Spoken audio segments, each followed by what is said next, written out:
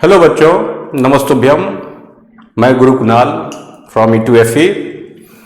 आज आप सबको नॉन मेटल सब के बारे में पढ़ाऊंगा। Physical properties of non metals.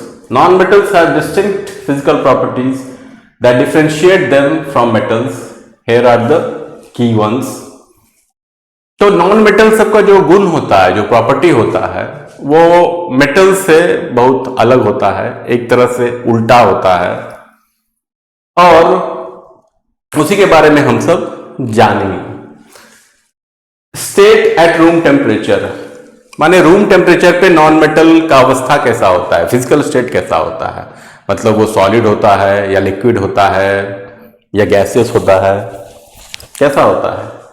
तो most non metals are gases, oxygen, nitrogen. तो अधिकतर जो नॉन मेटल है वो गैसियस स्टेट में ही होता है, जैसे कि एग्जाम्पल में ऑक्सीजन है, नाइट्रोजन है। Some are solids, example carbon, sulphur. कुछ नॉन मेटल सॉलिड भी होते हैं, जैसे कार्बन हो गया या सल्फर हो गया।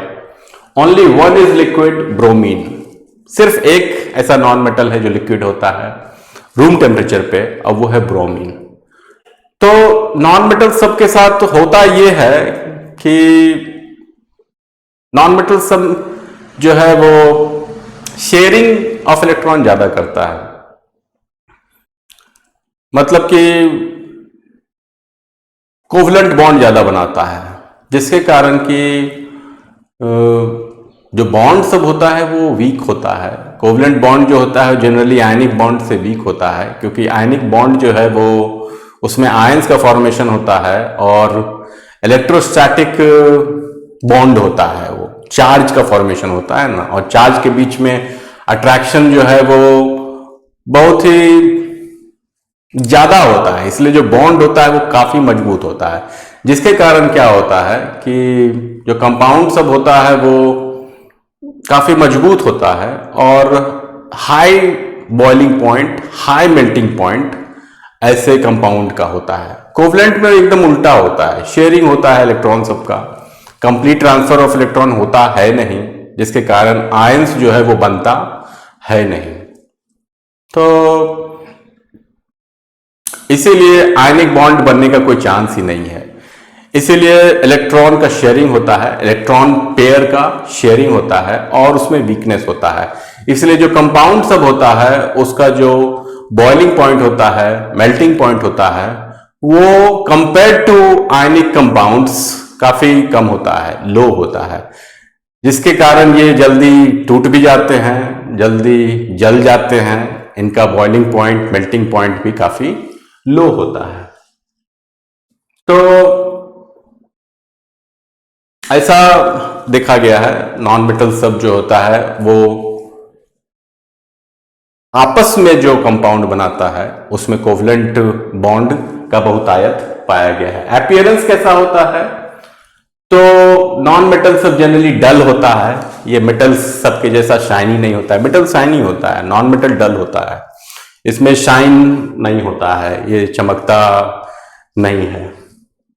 एक्सेप्शन है इसे आयोडीन है, आयोडीन थोड़ा सा चमकता है। इसके बाद में density, usually have low density compare to metals. तो डेंसिटी जो होता है नॉन मेटल सबका वो कम ही होता है या हल्का होता है। ये सब मेटल सबका डेंसिटी हाई होता है, वो सब भारी होता है। तो इसके बाद है melting boiling point, typically low melting and boiling points, exception carbon, diamond has a very high melting point. तो जो नॉन मेटल सब होता है उस सबका जो इंटरनल जो इंटर पार्टिकुलर बॉन्ड्स है या फिर इंटर मॉलिकुलर बॉन्ड है, वो कंपेयर टू मेटल्स, मेटल का जो स्ट्रक्चर होता है और जो इंटरनल बॉन्ड है compare to metals, non metal का कमजोर होता है, इसीलिए इसका मेल्टिंग बॉइलिंग पॉइंट भी कम होता है। इसीलिए कम ही टेम्परेचर पे ये गैस में भी आ जाता है, कम ही टेम्परेचर पे ये लिक्विड में भी रहता है। मेटल सब के साथ ऐसा नहीं है। मेटल में भी कुछ एक्सेप्शन है, मगर जनरली जो अधिकतर मेटल है वो सबका मेल्टिंग और बॉइलिंग पॉइंट काफी हाई होता है। हार्डनेस में जो नॉन मेटल सब होता है यूजुअली सॉफ्ट इफ सॉलिड, तो सॉफ्ट ही होता है, वो बहुत ज्यादा कड़ा नहीं होता है। नॉट स्ट्रॉन्ग और हार्ड लाइक मेटल, तो उतना मजबूत नहीं होता है मेटल के जैसा, उतना हार्ड नहीं होता है मेटल के जैसा। इसके बाद है malleability and ductility. Not malleable, can not be hammered into sheets, not ductile, can not be drawn into wires, they are brittle when solid. तो मैलिएबल नहीं है, इसको हम सब पीट पीट के चादर का फॉर्म में नहीं ला सकते हैं, शीट्स नहीं बना सकते हैं नॉन मेटल को, और डक्टाइल भी नहीं होता है, इसको हम सब खींच खींच के तार भी नहीं बना सकते हैं। मेटल में ये दोनों गुण होता है, क्योंकि मेटल का इंटरनल स्ट्रक्चर ही अलग होता है। नॉन मेटल सबको पीटने पे क्या होता है, टूट जाते हैं, बिखर जाएगा, टूट जाएगा, पाउडर बन जाएगा। ये कभी भी चादर या फिर प्लेट या शीट या तार नहीं बनता है। इसके बाद है conductivity. Poor conductors of heat and electricity, exception graphite, a form of carbon, conducts electricity. तो कंडक्टिविटी को जब देखें तो नॉन मेटल सब बैड कंडक्टर होता है, पुअर कंडक्टर होता है।